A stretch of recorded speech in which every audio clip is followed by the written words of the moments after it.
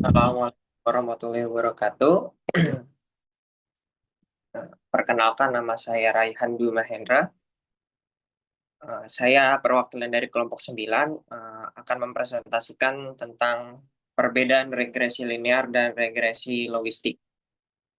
Di kelompok 9 kita ada 5 anggota. Yang pertama ada Ibu Rita, yang kedua ada Ibu Retno Ayu, yang ketiga ada Bapak Bayu, yang keempat ada saya pribadi Raihan, dan yang kelima ada Bapak Numan. Selanjutnya akan menjelaskan tentang regresi yang akan dibahas oleh Ibu Rita.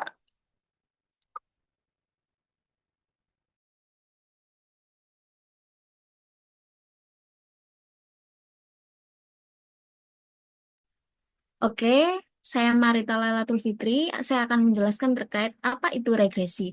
Regresi adalah metode statistik untuk memodelkan hubungan antara satu atau lebih dari variabel bebas atau bisa juga independen dengan variabel terikat dependen.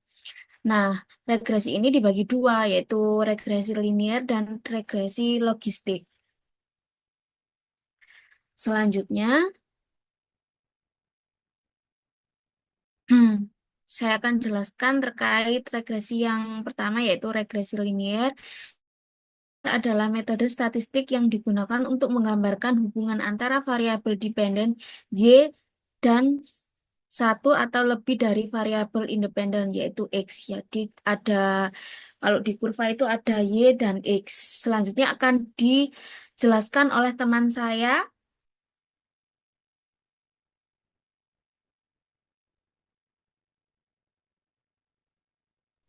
Ya, terima kasih Marita. Saya Retno. Studi kasus yang kami ambil untuk regresi linear ini adalah hubungan antara lama pemakaian alat elektronik jam per hari dengan jumlah token listrik yang digunakan. Studi kasus ini bertujuan untuk menganalisis hubungan antara lama pemakaian alat elektronik di rumah dalam 1 jam per hari dengan jumlah token listrik yang digunakan dalam kilo. Data menunjukkan bahwa terdapat hubungan linear positif yang berarti semakin lama alat elektronik digunakan, maka konsumsi listrik yang ditunjukkan melalui jumlah token listrik juga meningkat. Hubungan ini dapat dimodelkan dengan regresi linear untuk memprediksi konsumsi listrik berdasarkan durasi penggunaan alat elektronik. Nah, ini contoh grafik hubungan antar lama pemakaian alat elektronik dengan jumlah token listrik yang digunakan. Pada sumbu grafik sumbu X yang bentuk horizontal ini merupakan lama pemakaian jam per hari. Kemudian untuk sumbu Y sendiri adalah yang vertikal yaitu konsumsi listrik KWH per hari. Persamaan garis linearnya diketahui Y sama dengan 1,1618 X dikurangi 0,0968. Ini adalah bentuk umum persamaan garis regresi Y sama dengan A kali X plus B. Dengan X selama pemakaian elektronik, Y konsumsi listrik KWH per hari. Nah, yang 1,1618 itu merupakan koefisien regresi atau kemiringan garis yang menunjukkan bahwa setiap penambahan 1 jam pemakaian per hari akan menambah konsumsi listrik sebesar 1,1618. Kemudian untuk yang min 0,0968 itu disebutnya intersip atau nilai konsumsi listrik saat X sama dengan 0 yang dalam konteks ini berarti mendekati 0 karena tidak masuk akal secara fisik untuk dapat konsumsi listrik saat tidak ada pemakaian. Dan titik-titik angka yang 8, 9,2, 11,55 ini menunjukkan konsumsi aktual pada lama pemakaian tertentu. Garis regresi menunjukkan tren umum hubungan linear antar data tersebut. Kemudian data cukup mengikuti garis tren, artinya hubungan antara lama pemakaian dan konsumsi listrik sangat kuat dan linear. Di kesimpulannya, semakin lama alat elektronik digunakan per hari, maka semakin besar konsumsi listrik dalam KWH. Hubungan ini bersifat hampir linear sempurna, ditunjukkan oleh garis regresi dan sebaran data yang rapi. Dan persamaan regresi bisa digunakan untuk memprediksi konsumsi listrik jika durasi pemakaian diketahui.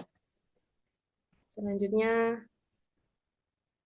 untuk summary outputnya akan dijelaskan oleh Mas Bayu. Mas Bayu dipersilahkan. Assalamualaikum warahmatullahi wabarakatuh.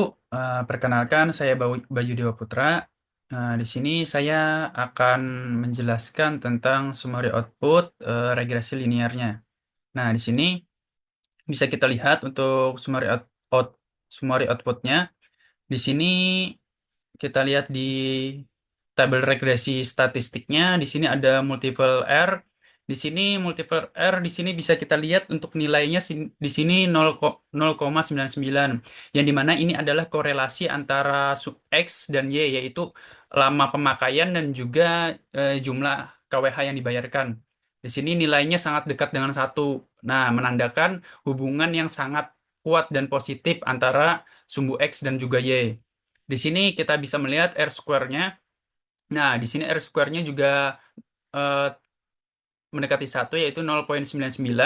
Nilai ini menunjukkan bahwa sekitar 99,9% variasi dalam pembayaran KWH dapat dijelaskan oleh lama penggunaan elektronik. Nah, di sini ini berarti model regresi ini sangat baik dalam memprediksi nilai X dan juga Y. Nah, kemudian di sini ada adjust R square. Di sini bisa kita lihat angkanya 0,99. Di sini disesuaikan untuk jumlah variabel prediktornya, yaitu nilainya tetap sangat tinggi di sini, menguatkan validitas modelnya. Kemudian di sini ada standar error. Nah, di standar error ini ada sangat rendah ya. Ini adalah rata-rata kesalahan prediksi dari model, nilainya sangat kecil, menunjukkan prediksi yang sangat presisi. Kemudian di sini ada observations. Nah, observation ini adalah berarti terdapat 9 data observasi dalam analisis ini. Kemudian di sini ada tabel ANOVA. ANOVA atau Analysis of Variance. Di sini bisa kita lihat untuk F-nya di sini. Untuk signifikan F di sini SE 17 ya di sini. Nah, juga nilainya 223129. Di sini ini berarti model regresi eh, signifikan secara eh, statistik hubungan antara variabel X dan Y tidak terjadi. Nah, kemudian bisa kita lihat di sini eh, dari tabel coefficients. Di sini bisa kita lihat bila kita lihat untuk interceptnya di sini ialah minus 0,096. Di sini artinya ketika lama penggunaan elektronik sama dengan 0, maka pembayaran KWH diperkirakan sekitar minus 0,096. Di sini bi- bisa dianggap 0 karena nilai negatif tidak realistis dalam konteks ini. Nah, berarti ini eh, kemudian kita ke X variabel 1. Nah, di sini bisa kita lihat 1,161 ya untuk coefficient X variabel satunya. Di sini artinya setiap penambahan 1 jam penggunaan elektronik, pembayaran KWH akan meningkat sekitar 1,161. Nah, di sini mungkin dalam ribuan rupiah atau KWH tergantung dari satuan aslinya. Kemudian kita lihat di sini p-value-nya untuk X SE 17 di sini. Nah, di sini menandakan bahwa pengaruh lama pengguna elektronik terhadap pembayaran KWH sangat signifikan secara statistis di sini. Kita lihat X value-nya kecil ya di sini 0,01. Nah, jadi di sini bisa kita ambil kesimpulan bahwa terdapat hubungan linier yang sangat kuat dan signifikan antara lama penggunaan elektronik dan pembayaran KWH. Model ini dapat digunakan dengan eh, presisi atau kepercayaan yang tinggi untuk memprediksi biaya listrik berdasarkan lama penggunaan perangkat elektronik. Kemudian kita lanjut. Nah, selanjutnya Kita lanjut ke pengertian apa itu regresi logistik. Regresi logistik adalah adalah metode statistik yang digunakan untuk memodelkan hubungan antara satu atau lebih variabel independen atau X dengan variabel dependen kategori biner atau Y. Di sini variabel dependen kategori yaitu variabel yang hanya memiliki dua kemungkinan nilai, seperti Y atau tidak, sukses atau gagal, positif atau negatif, 1 atau 0. Baik, terima kasih. Perkenalkan, saya Muhammad Lukman. Dalam kesempatan ini saya akan menjelaskan tentang studi regresi logistik. Pada studi kasus yang diangkat yaitu pengaruh pemberian gratis ongkir terhadap peningkatan penjualan barang di toko 9 pada platform e-commerce Shopee. Adapun variabel bebasnya adalah pemberian gratis ongkir yang dinyatakan sebagai 1 jika iya dan 0 jika tidak. Sedangkan untuk variabel dependennya adalah apakah penjualan meningkat atau tidak, yang dinyatakan 1 apabila meningkat dan 0 apabila tidak meningkat. Model regresi logistik digunakan karena variabel output bersifat biner. Hasil analisis menunjukkan bahwa toko yang memberikan gratis ongkir memiliki kemungkinan lebih tinggi untuk mengalami peningkatan penjualan. Hal ini digambarkan dengan kurva sigmoid yang menunjukkan peningkatan probabilitas penjualan naik saat gratis ongkir diberikan.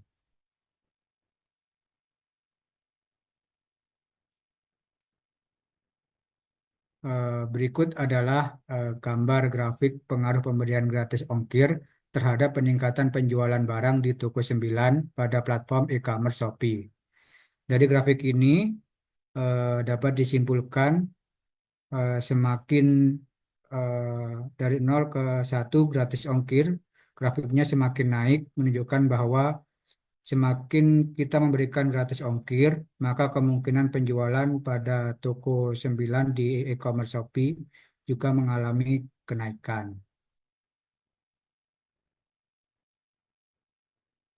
Baik, berikutnya akan dijelaskan oleh teman kami. Silahkan. Ya, perbedaan regresi linear dan regresi logistik itu ada beberapa aspek ya.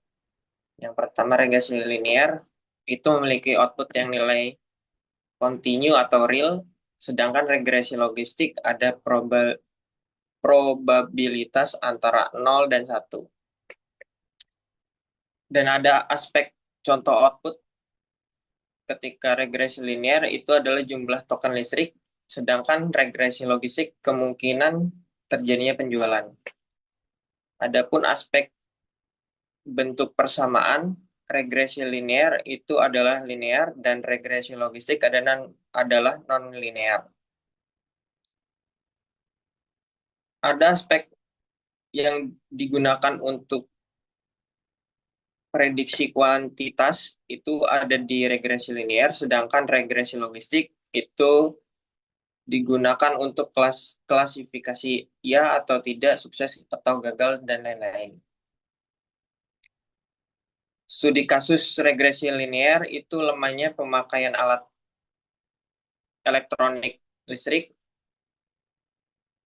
berbanding dengan token listrik, sedangkan regresi logistik studi kasusnya adalah gratis ongkir berbanding apakah terjadi penjualan. Adapun grafik hasil regresi linear garis lurus, sedangkan regresi logistik berbentuk kurva S. Dari kesimpulan yang kami dapat, yang pertama adalah regresi adalah metode statik yang digunakan untuk memodelkan atau menganalisis hubungan antara satu atau lebih variabel independen dengan variabel dependen. Yang kedua ada regresi linear yang digunakan ketika variabel dependen bersifat kontinu, misalnya berat badan, pendapatan, dan sebagainya. Salah satu kasusnya adalah hubungan antara lamanya pemakaian elektronik jam per hari dengan jumlah token KWH yang digunakan, yaitu semakin lamanya pemakaian semakin tinggi KWH-nya. Sedangkan regresi logistik digunakan ketika variabel dependen bersifat kategori, misalkan ya atau tidak, sukses atau gagal. Model ini memprediksi probabilitas suatu kejadian dan hasilnya berupa nilai antara 0 dan 1. Berikut salah satu contoh kasusnya.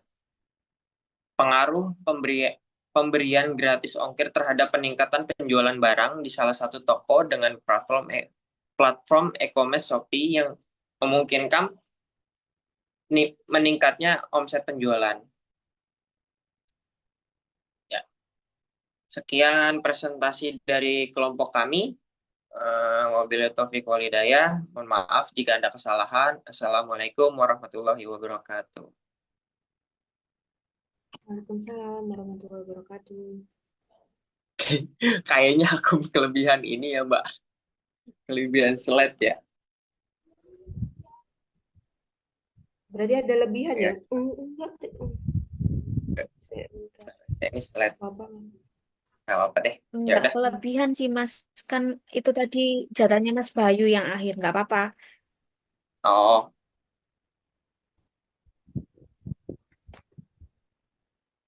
Oke. Ya wis. Makasih. Nanti tak record ya. Tak share. Oke, nunggu Mas Oke. Bayu. Sampai chat aja lagi, Mas. Iya.